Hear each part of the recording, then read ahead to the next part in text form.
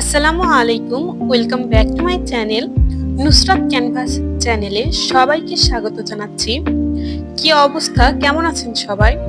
আশা করি আল্লাহর রহমতে সবাই ভালো আছেন, সুস্থ আছেন। সবাইকে জানাই শুভ সকাল। আজকের ভিডিওটি আমি সকাল থেকে স্টার্ট করেছি। অ্যাট ফার্স্ট আমি কিচেনে গিয়ে কিছু মসুর ডাল পানিতে ভিজিয়ে রাখলাম। দেন আমি আমার বেডরুমে চলে আসলাম। এসেই অফ ক্যামেরাতেই বিছানার চাদরটা আমি চেঞ্জ করে নিয়েছি। এখন একটা ফ্রেশ বেডশিট বিছিয়ে নিলাম। দেন সকালের নাস্তায় আমি হাতে বানিয়ে কিছু পরোটা ভেজে নিলাম। কাজ করতে করতে চলুন আপনাদের সাথে একটি কমেন্ট শেয়ার করি। কুইন অফ কুক আইডি থেকে একজন আপু আমার ইউটিউবে কমেন্ট করেছে, আপু তোমার ভিডিওগুলো অনেক ভালো লাগে, তোমাদের পুরো বাসার একটি ভিডিও দাও প্লিজ প্লিজ।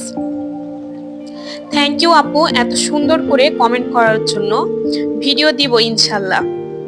আরেকজন আপু কমেন্ট করেছে ফারজানা 790 আইডি থেকে, আসসালামু আলাইকুম, চলে এলাম আপনার ভিডিও দেখতে, খুব সুন্দর হয়েছে। থ্যাংক ইউ সো মাচ আপু, আপনার একটা হেলদি কমেন্ট আমাকে ইন্সপায়ার হতে হেল্প করে। অনেস্টলি স্পিকিং এই কমেন্টগুলো দেখে আমার খুবই ভালো লেগেছে। বাই দ্য ওয়ে আমার লাইফটা কিন্তু খুবই সিম্পল। এই তো কথা বলতে বলতেই আমি রান্নাটা অনেকটাই কমপ্লিট করে নিয়েছি। যারা এই মুহূর্তে আমার ভিডিওটি দেখছেন তারা চাইলেই কিন্তু আমার চ্যানেলটি সাবস্ক্রাইব করে আমার পাশে থাকতে পারেন। এতে করে আমি যখনই কোনো নিউ ভিডিও আপলোড করব তার নোটিফিকেশন আপনার কাছে পৌঁছে যাবে। সো এনিওয়ে, মাছের পিসগুলো খুব বেশি ভাজবো না, জাস্ট হালকা গোল্ডেন ব্রাউন কালার হলেই তুলে নেব। দেন ওই একই তেলে দিয়ে দিব হাফ কাপের মতো পেঁয়াজ কুচি। পেঁয়াজের কুচিগুলো সামান্য ভেজে নেব। পেঁয়াজগুলো হালকা গোল্ডেন ব্রাউন কালার হয়ে গেলে এখানে দিয়ে দিলাম আস্ত জিরা।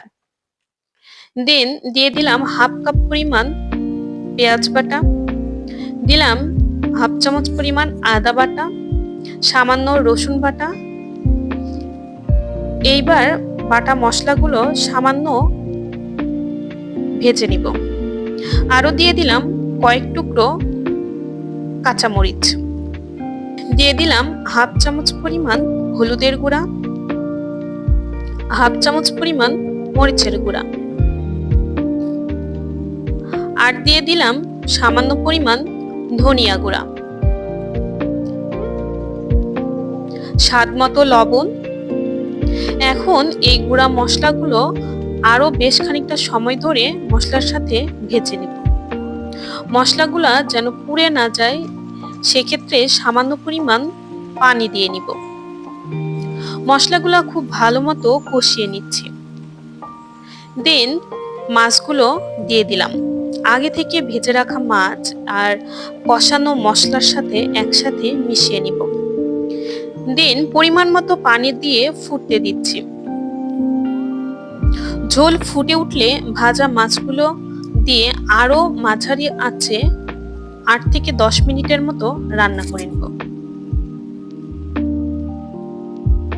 এ পর্যায়ে আমি একটি ফ্রাই প্যানে সামান্য পরিমাণ তেল দিয়ে দিলাম। এখন ওই তেলের মাঝে দিয়ে দিলাম কিছুটা পরিমাণ মুরগির মাংস। এখন মুরগির মাংসগুলো উল্টে পাল্টে বেশ খানিকটা সময় ধরে ভেজে নিব।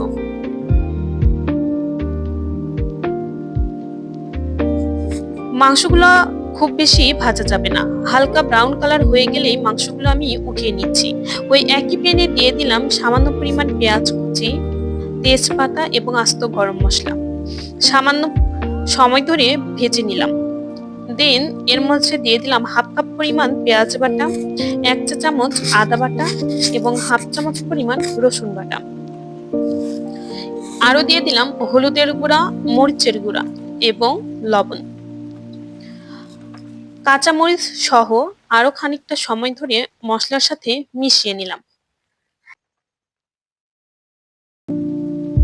মশলাটা ভালো মতো কষানো হয়ে গেলে এ পর্যায়ে আমি দিয়ে দিলাম আগে থেকে ভেজে রাখা মুরগির মাংস।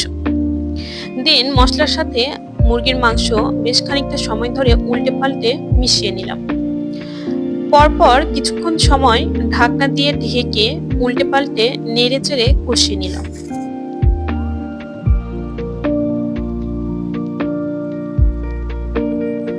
মাংস থেকে পানি ছাড়বে, সেই পানিতেই আমি প্রথমে কষিয়ে নিব। দেন প্রয়োজন মতো পানি দিয়ে মাঝারি আঁচে সিদ্ধ করে নিব।